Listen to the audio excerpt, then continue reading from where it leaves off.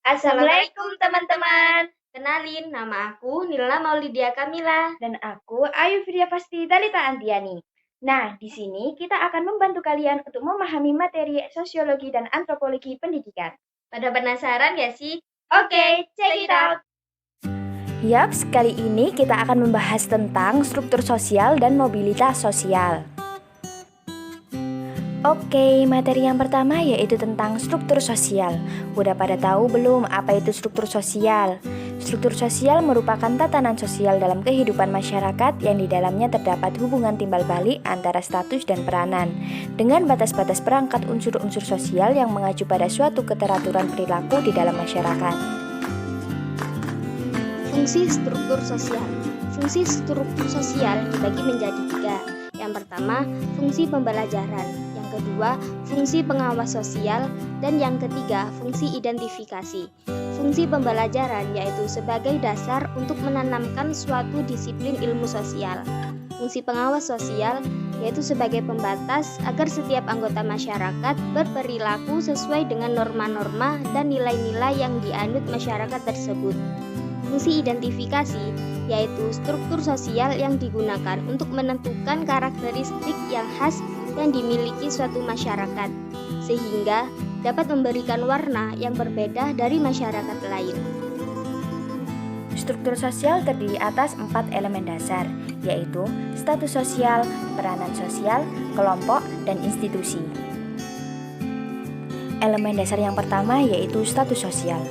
Status sosial merupakan posisi seseorang dalam kelompok sosial sehubungan dengan keberadaan orang lain di sekitarnya. Cara memperoleh status sosial dibagi menjadi 3, yaitu yang pertama ascribed status, yaitu status sosial yang diperoleh akibat kelahiran. Contohnya, putra mahkota yang diangkat menjadi raja berdasarkan garis keturunan. Yang kedua ada achieved status, status sosial yang diperoleh karena usaha. Contohnya anak tukang becak yang berhasil menjadi dokter. Dan yang ketiga yaitu assigned status, yaitu status sosial yang diperoleh karena adanya kepercayaan dari masyarakat. Contohnya seseorang yang mendapatkan gelar kepahlawanan. Elemen dasar yang kedua yaitu peranan sosial.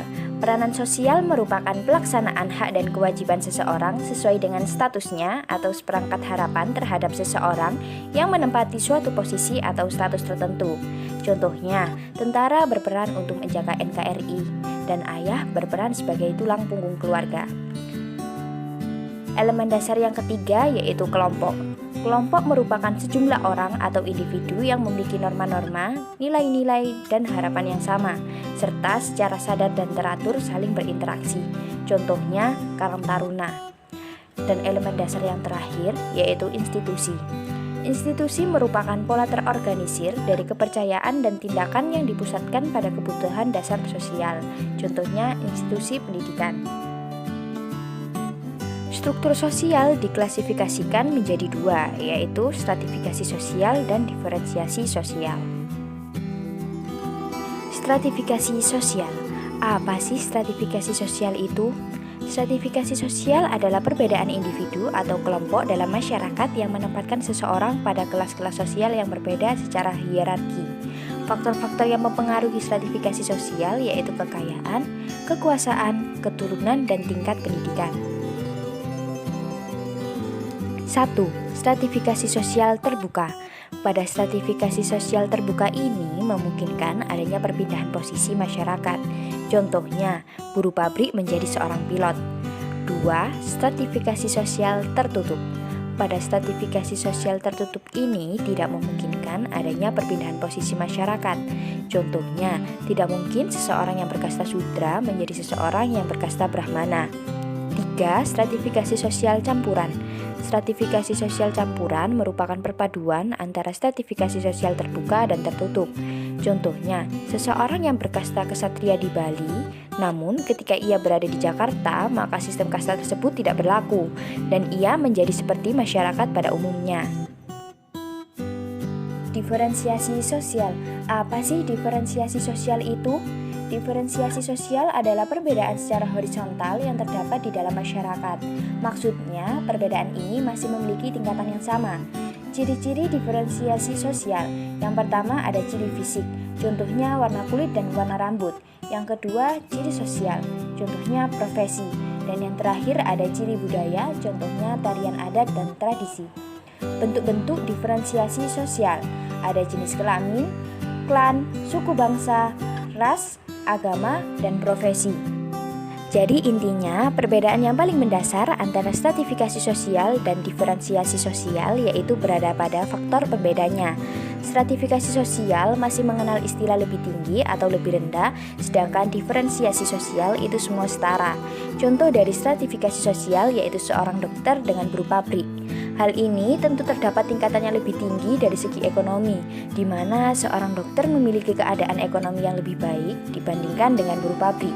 Sedangkan contoh dari diferensiasi sosial yaitu agama Islam dengan agama Kristen, di mana keduanya ini memiliki derajat yang setara atau dengan kata lain tidak ada tingkatan yang lebih tinggi. Materi yang kedua yaitu mobilitas sosial. Yuk kenali apa itu mobilitas sosial.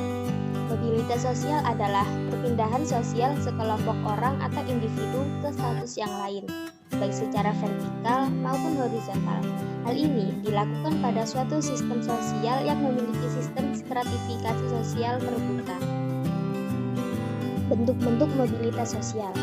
Bentuk-bentuk mobilitas sosial dibagi menjadi dua. Yang pertama, mobilitas sosial horizontal. Pada mobilitas ini terjadi peralihan individu dari suatu kelompok sosial ke kelompok sosial lainnya yang sederajat. Contohnya, masyarakat Jakarta yang pindah ke Bogor. Dan yang kedua, mobilitas sosial vertikal. Pada mobilitas ini terjadi perpindahan individu atau objek-objek sosial dari suatu kedudukan sosial ke kedudukan sosial lainnya yang tidak sederajat. Mobilitas sosial vertikal dibagi menjadi dua.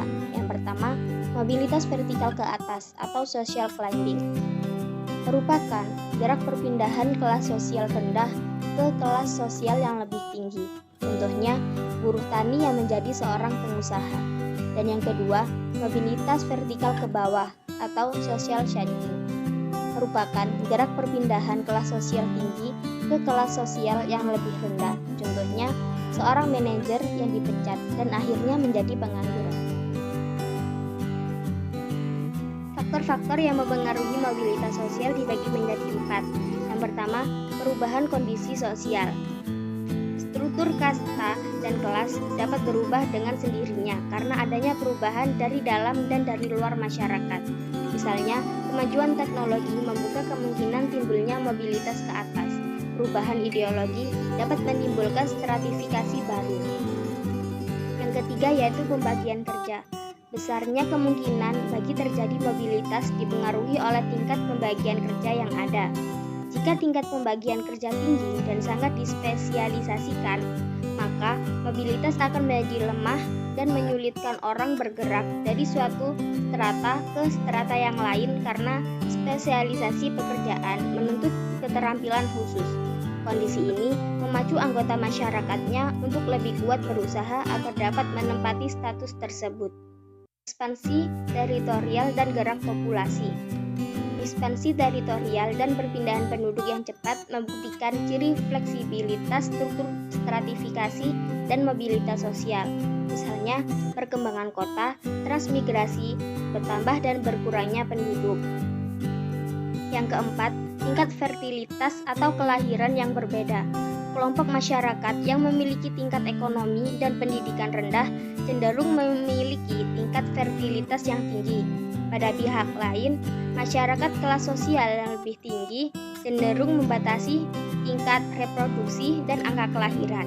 Pada saat itu, orang-orang dari tingkat ekonomi dan pendidikan yang lebih rendah mempunyai kesempatan untuk banyak berproduksi dan memperbaiki kualitas keturunan. Dalam situasi itu, mobilitas sosial dapat terjadi. Dampak mobilitas sosial. Dampak mobilitas sosial terbagi menjadi dua, yaitu dampak positif dan dampak negatif. Dampak positifnya yang pertama, menjadi pendorong sekaligus mempercepat tingkat perubahan sosial ke arah yang lebih baik. Perubahan positif ini terjadi apabila didukung dengan sumber daya manusia yang berkualitas. Salah satu caranya adalah dengan memperbaiki kualitas pendidikan. Yang kedua, meningkatkan integritas sosial.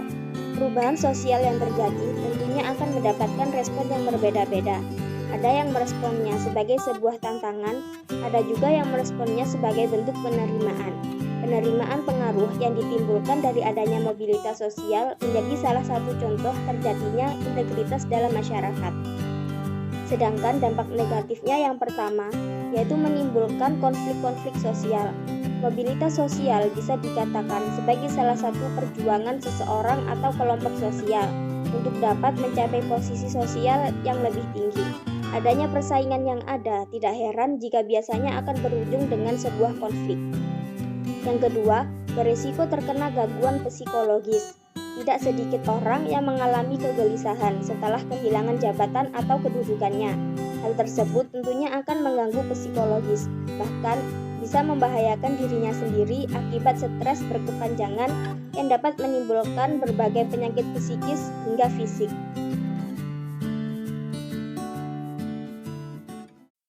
Nah, kalian pasti udah paham kan tentang materi struktur sosial dan mobilitas sosial? Sampai di sini dulu ya penjelasan dari kita.